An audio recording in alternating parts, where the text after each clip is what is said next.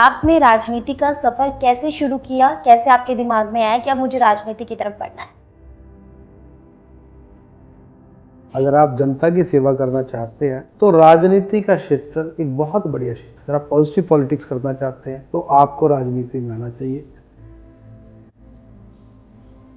जब मैं 10वीं में हुआ करता था, जी। हाँ 10th में था, तो तभी से हम राजनीति में हल्का जाना शुरू हुए थे। जैसे पिताजी ने एक इंटरेस्ट जागृत कर दिया था, तो मैं सबसे पहला मैंने जो इलेक्शन लड़ा वो सन 2000 में लड़ा।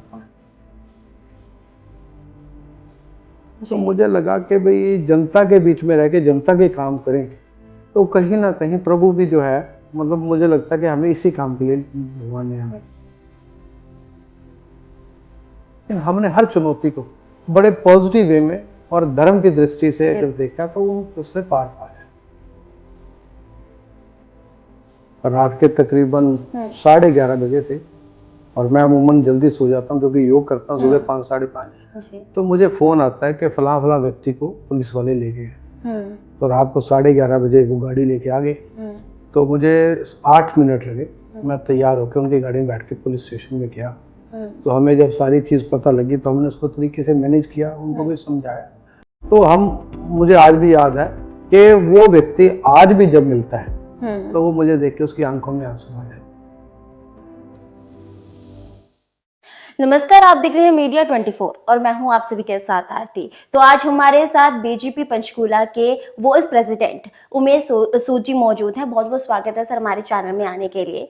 सर, पहले तो मेरा सवाल आपसे ये रहेगा कि आपने राजनीति का सफर कैसे शुरू किया? कैसे आपके दिमाग में आया कि अब मुझे राजनीति की तरफ बढ़ना है? देखिए, मेरे पिता श्री अशोक सूद जी पंचकूला के एक बहुत बड़े लीडर थे।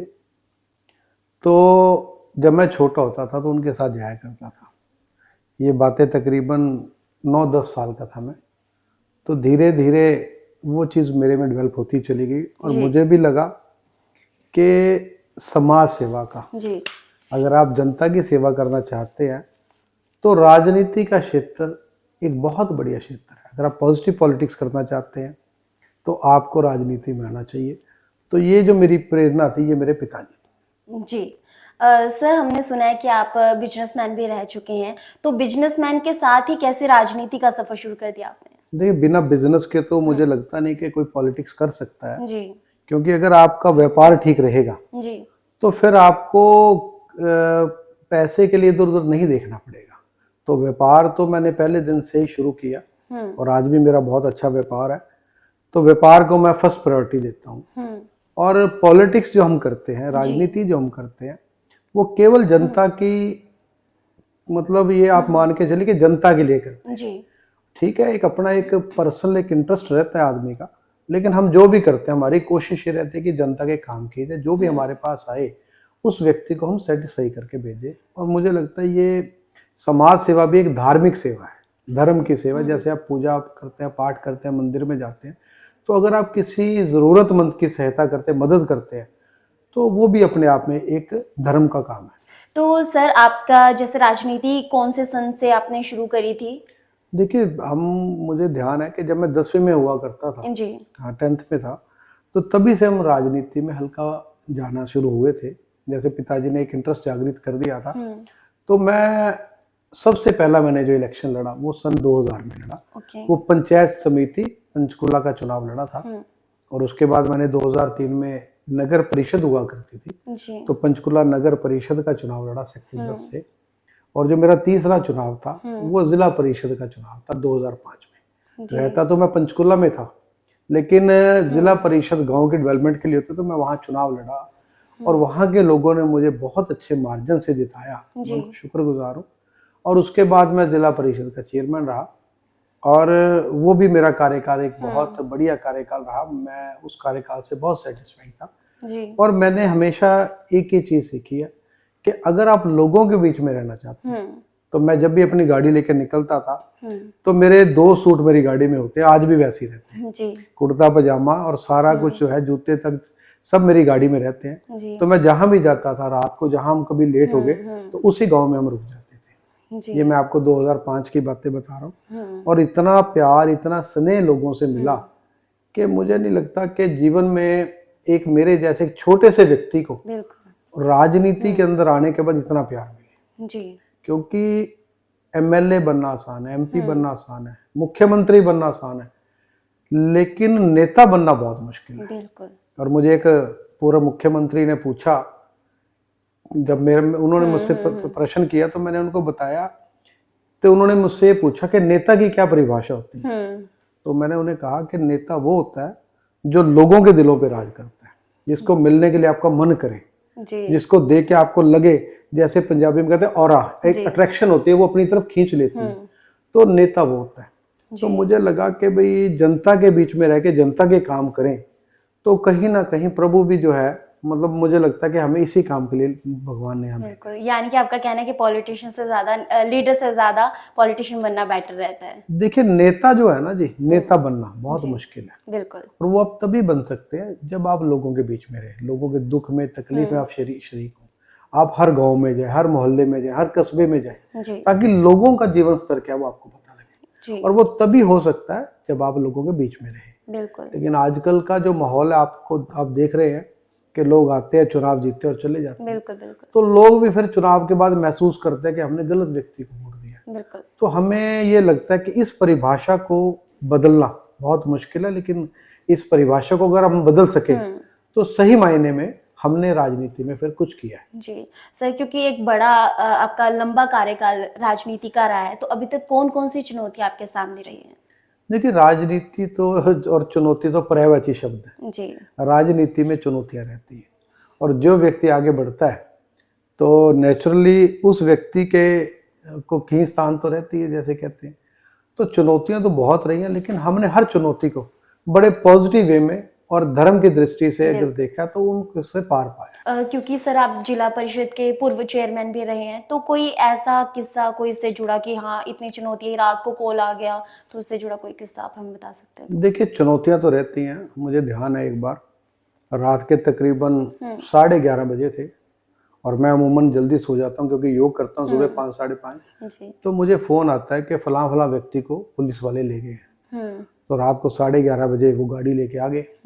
तो मुझे 8 मिनट लगे, मैं तैयार होकर उनकी गाड़ी में बैठ के पुलिस स्टेशन में गया। तो हमें जब सारी चीज़ पता लगी तो हमने उसको तरीके से मैनेज किया, उनको भी समझाया। तो मुझे आज भी याद है कि वो व्यक्ति आज भी जब मिलता है तो वो मुझे देख के उसकी आंखों में आंसू आ जाते हैं जी। तो वो एक बहुत बड़ा एक मेरे जीवन में एक टर्निंग पॉइंट था। मुझे लगा कि हर व्यक्ति के काम आप तभी आ सकते हो जब 24 घंटे आपका फ़ोन खुला हो और आप कभी भी अवेलेबल रहें। तो जनता को भी लगता है कि आप विशेष हैं।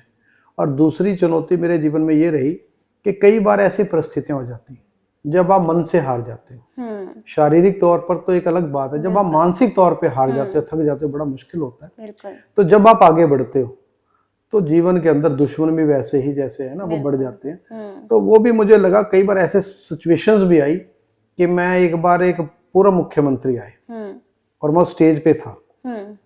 तो उन्होंने मुझे आए, नमस्ते हुई और मैं पिछली लाइन में बैठ गया, फर्स्ट से सेकंड रो में बैठ गया। तो किसी ने स्टेज पे नाम भी नहीं लिया। और मैं जब वहां से उतरा तो मुझे पसीना आ गया और मैं गाड़ी में ऐसे हाथ करके गया कि मुझे कोई देखे ना। मुझे उस दिन जीवन में लगा कि राजनीति में इतना भी शर्मिंदा कभी हो सकता है, और ये हर राजनेता के जीवन में आती है। क्योंकि लोगों को ये तो लगता है कि फला आदमी मंत्री बन गया, चीफ मिनिस्टर बन गया, एमएलए बन गया, एमपी बन गया, लेकिन वो जो सफर होता है 20-30 साल का, वो किन चुनौतियों से पार जाके बनता है, वो अपने आप में एक बहुत बड़ी बात है। और मुझे लगता है हर नेता इस सिचुएशन से गुजरता है जी। सर, क्योंकि आपको जनता का बहुत प्यार मिला है, तो अभी तक आपने कौन कौन से विकास कार्य जो हुए वो करवाए हैं? देखिए ऐसा रहता है कि जब मैं जिला परिषद का चेयरमैन था जी, तो सबसे बड़ा काम तो ये था कि लोगों के बीच में मेरी अवेलेबिलिटी रहती थी। कभी भी कोई व्यक्ति आ गया तो उसका काम करते। तो उसके अलावा हमने काफी कुछ अलग किया, जैसे धर्मशालाएं बनाई हैं, और मैंने सबसे बड़ा काम किया था, पीने के पानी के पाइपलाइन बड़ी बिछवाई थी। तो मेरे एरिया में जो गांव थे वहां पर एक बड़ी समस्या थी। जैसे एक नाडा साहब गांव है, नाडा साहब गांव में 4 बास हैं। तो जो सबसे ऊपरला बास था, जिसको हम छोटा वो था, तो वहां पर मैंने नीचे से ट्यूबवेल से लेकर सीधी पाइपलाइन बिछवाई थी। और उसके बाद बीड़ गग्गर गांव पड़ता है, बहुत बड़ा गांव, 5000 वोट का आज गांव है। तो वहां मैंने तकरीबन काफी पाइप जो है वो चेंज करवाए थे कि लोगों को पीने का पानी मिले जी। उसके अलावा बावड़ी होती है गांव में, तो कई जगह हमारे बावड़ियां थी, मैंने उसको भी कनेक्ट करने की कोशिश की थी। क्योंकि सर आपकी जो पत्नी है वो भी पार्षद है, आप दोनों ही राजनीति में सक्रिय हैं, तो आपका घर भी है और बाहर जनता को भी देखना है, तो दोनों को किस तरीके से बैलेंस करके आप चलते हैं? देखिए बात तो बड़ी, हम दोनों के होने से परिवार में तो दिक्कत थोड़ी सी रहती है जी। लेकिन उनके आने के बाद हम दो नहीं, हम एक और 11 हैं जी। क्योंकि अब शहर के बड़े सेक्टर्स की वो पार्षद हैं, 8 9 10 बड़े सेक्टर्स हैं, तो उनका साथ होना बहुत अच्छा रहता है। जैसे हम किसी फंक्शन में जाते हैं तो वहां पर 100 लोग हैं, तो उनमें से 70 लेडीज हैं और 30 जो है वो जेंट्स हैं, तो वहां पर बड़ा कंफर्टेबल लगता है सोनिया जी के साथ जाना। उसके अलावा मुझे ये लगता है कि उनके आने के बाद हमारी ताकत बहुत बढ़ गई है, क्योंकि हम दोनों मिलके चलते हैं, तालमेल से चलते हैं। कहीं मेरी गलती हो तो वो मुझे बताते हैं कि वो गलत रहते हैं, कहीं तो मैं उनको बताता हूँ, तो मिलजुल के हम बड़े तालमेल से जो काम करते हैं, तो जनता के लिए इसके रिजल्ट है वो बड़े पॉजिटिव आते हैं। और उसी का आज आप देख सकते हैं पंचकुला में कि जिस तरीके से हमारे वार्ड में काम हुए हैं, क्योंकि आजकल तो आरटीए का जमाना है, आप अगर आज आरटीए लगाएंगे कि वार्ड नंबर 4 में कितने काम हुए हैं, तो आपको वहां से पता लगेगा कि नंबर 1 पे अगर पंचकुला में कहीं काम हुए हैं तो वो 8 9 10 सेक्टर में वार्ड नंबर 4 में हुए हैं। और अमूमन ये रहता है, आप लोगों ने देखा भी होगा कि नेताओं के पोस्टर लग जाते हैं गुमशुदा जी।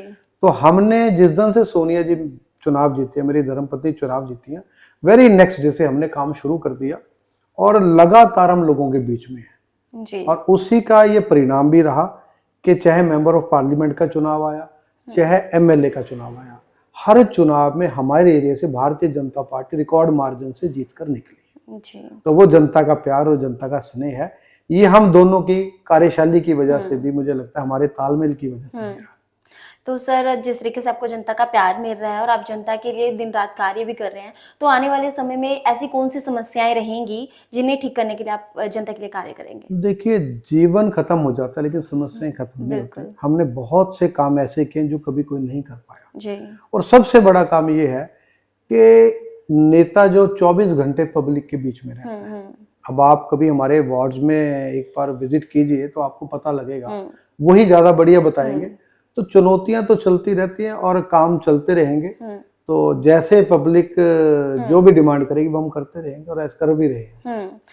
क्योंकि आजकल सर जो मुद्दा देखने को हो रहा है वो नशे का मुद्दा ज्यादा है, तो उसको लेकर कभी आपने सोचा कि हाँ अब हमें ये कार्य करना चाहिए, नशे को ऐसे रोकना चाहिए, क्योंकि युवा जो होता है वो आधार होता है और आजकल युवा जो है वो नशे में कहीं ना कहीं घिरता जा रहा है, तो उसको लेकर आप क्या कहना चाहेंगे? देखिए नशे के खिलाफ तो मुझे लगता है कि हरियाणा में भारतीय जनता पार्टी की सरकार बहुत काम कर रही है जी। और यहाँ का प्रशासन भी बहुत काम कर रहा है। और पीछे जब जो हमारे विधायक थे उनके साथ मिलकर हमने काफी मुहिम भी चलाई थी जी। और कहीं ना कहीं उस मुहिम में हम लोग कामयाब भी हुए जी। तो बहुत हमारी जो कालका से विधायक है वो भी इस मुद्दे पे लगी है और पार्टी प्लेटफॉर्म पे भी हम इस चीज को जो है बड़ा पर्सनली लेते हैं। तो मुझे लगता है कि पंचकुला में खासकर और हरियाणा में एज कंपैरिजन टू पंजाब नशे के ऊपर बहुत बड़ा अंकुश लगा है जी। और उसका कारण है कि सरकार और प्रशासन का आपस में तालमेल है और हम लोग भी कंटिन्यू उनके साथ लगे रहते हैं जी। तो सर अब जैसे कि हमारी जनता आपके लिए आपको इतना प्यार दे रही है और आप इतने टाइम से जो है राजनीति के क्षेत्र में रहे हैं, तो आप अपनी पंचकुला की जनता को क्या मैसेज, क्या संदेश देना चाहते हैं? देखिए पंचकुला एक बहुत ही सुंदर शहर है, पंचकुला एक साफ सुथरा शहर है, तो मैं तो पंचकुला की जनता से यही कहना चाहूंगा कि आप लोग स्वच्छता के ऊपर विशेष ध्यान दें। और सोनिया सूद जी ने अपने वार्ड में बहुत काम किए हैं और बड़ा अच्छा एक मैसेज है। तो मुझे लगता है कि सबसे पहला जो हमारा काम है, हमारा वार्ड जगमग वार्ड और हमारा वार्ड सुंदर वार्ड, हमारा वार्ड श्रेष्ठ वार्ड, इस उद्देश्य को लेकर सोनिया सूद जी के साथ हम भी चल रहे हैं। लेकिन अब इससे बड़ा ये कि हमारा जो है पंचकुला वो साफ सुथरा रहे और वो तभी होगा जब लोगों का सहयोग हमें मिलेगा। तो पंचकुला के सभी निवासियों से मैं निवेदन करूंगा कि वो अपने आसपास, अपने मोहल्ले में, अपने सेक्टर में, अपने वार्ड में, अपनी मार्केट को साफ सुथरा रखें, ताकि हम इस दिशा में निरंतर आगे बढ़ते चले जाएं। जी, बहुत बहुत शुक्रिया सर हमारे साथ जुड़ने के लिए। तो हमारे साथ जिला परिषद के पूर्व चेयरमैन और भारतीय जनता पार्टी पंचकूला के वाइस प्रेसिडेंट उमेश सूद जी मौजूद थे। तो बाकी की अपडेट्स और बाकी के इंटरव्यूज के लिए आप बने रहे द मीडिया 24 के साथ। नमस्कार।